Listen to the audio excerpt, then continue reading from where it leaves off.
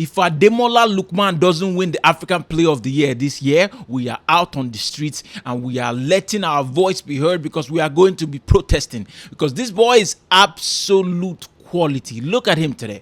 But before we get into the video, please like this video. It truly helps to push this out to as far as it can go. And please, if you're new here, please consider subscribing. It'll be an honor for me to welcome you into this community. We are almost at 2,000 subscribers, so please click the subscribe button and hit the notification bell so you're notified when I upload. Now onto the game. Nigeria beat Benin Republic today at home 3-0. What a game. And I'll say this, for a nation that's going through a terrible time economically, poverty is high, people can't find food to eat, people are just reducing the amount of times they eat. For a country who has no gas at the moment, it's terrible times for us. We know this.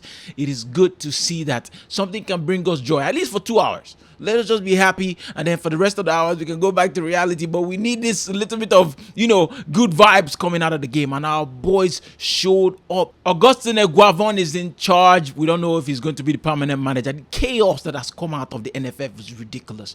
Just about a week ago, they announced a new manager, the former Stuttgart manager. They announced him publicly as the new Super Eagles coach.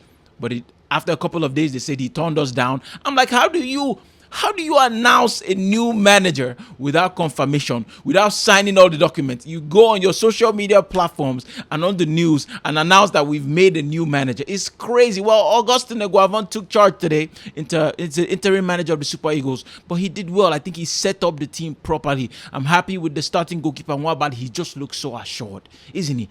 Big man. He doesn't seem to make too many mistakes. I don't watch him for his club side, I'm not going to lie. He plays in the South African League for Chippa United.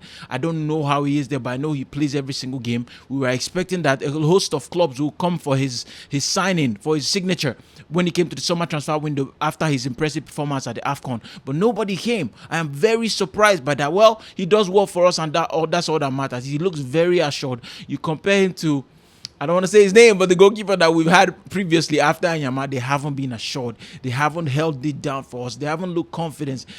They're not good with their feet. They haven't looked like they actually know how to take control of their box. But Nwabali does it all. And our captain, Chukwueze, is back. He hasn't played for us since the final of the Afcon where we lost. After that injury, he actually had to go do surgery, and he was gone for the rest of the season for his club side. That is a captain that gives his absolute all for his nation. Was Trust Ekong. What a legend. And Semi Ajayi, we played 3 at the back today. Semi Ajayi, Trust Ekong, and Bassi. I thought it was very solid. We look good, man. We're a good team. On paper, and when we play, we looked solid at the back. And Onyemachi playing at left back, I don't know too much about him, but he was very solid. And at the right wing back, we had Olaina. Look at the quality players we have at back. There's no reason why this nation should not be doing things.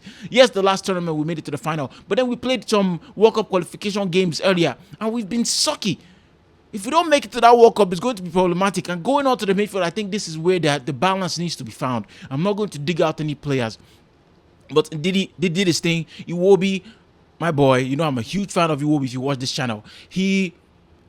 I think he was a little lost. I don't think this system favored him. He looked a little lost in the midfield. He didn't know if he was supposed to go forward or where he was supposed to play, because he's usually more creative. He did his thing, don't get me wrong. He didn't make any crazy errors or anything. He did the simple things right. But the Iwobi that I want is the one who will always create opportunities, and he didn't create too much today. But my boy Lookman, man of the match for sure. Lookman today on the left wing, he has locked that thing down. Moses Simon either on the bench or playing on the right, but I'll come to Moses Simon. But Lookman, the African football is so tight. The fields are not the best. You need somebody that can hold the ball and force things and make things happen just by his lonesome. And that is exactly what my boy Lookman did today for the opening goal. When it looked like the first half was going to be dead, it was a very, very dead, underwhelming first half, if I'm being honest. Lookman just took control of the ball and forced his way into the middle, and he ran and dribbled one, took on two. Obviously, he was in the box, and these players were scared to tackle him. Obviously, rightfully so, because it would have been a penalty. And then he slotted the ball past the goalkeeper to get us the lead. And look at his celebration. Look at the passion. Look at that drive. Look at the desire he plays with when he represents Nigeria. People are saying, oh, he didn't really want to play for us. But well, he's showing it. I don't care what happened when he was a teenager. I don't care if he wanted to play for England. This boy, every time he's put on that green, white, green jersey, he has wanted to display. And he will always put in numbers for us. I love that boy. I love the force that he plays with. He's absolute quality. And he's my man of the match today. And he also got the second goal. Beautiful play for Moses Simon, crossing the ball and the header coming in. But before the second goal came in, my boy, Victor Osimhen, after all the chaos, after everything that was said about him, the Chelsea saga, the Napoli saga, I haven't even talked about how Napoli embarrassed the reigning African champion, the reigning African player of the year, I mean. Shameful for somebody that came to your club and won you your first Scudetto in forever. The embarrassing nature at which they forced him out. It is embarrassing. Napoli, you people should be ashamed of yourself for treating somebody like that. And I wonder if he's going to be a legend. But he will be to the real fans. The true fans will never forget. Victor Osimhen! Victor Osimhen! Legend of the game. And he's back at the Super Eagles. Obviously, I didn't like what he did to Finidi George. I'm going to be honest. I've had these conversations privately. I wish he handled it better. There were better ways to handle it, but I understand he was upset. But you do not talk to Finidi George, the legend of the African game, the way he did on his Instagram live. That was very, that was very sad to see. But I'm happy that he didn't go to Chelsea. As an Arsenal fan, as you can see right there, as an Arsenal fan, I'm happy he didn't sign for Chelsea. And I hope we can pull off a magic, shocking signature and get him in under the Arsenal banner. I need him to come to Arsenal because he is quality. He could have had a hat-trick today. I'm going to be honest. He missed 2 opportunities. But for somebody who hasn't played any games all season, for somebody who he barely came because he was wrapping up his signing for Olympiacos.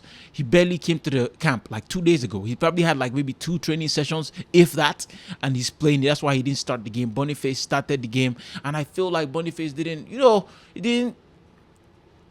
cause any headache for the manager. It was an easy substitution to make. He didn't really do anything. He looked like he didn't know whether to come short. He didn't threaten the defense enough. The backline was having an easy go of it.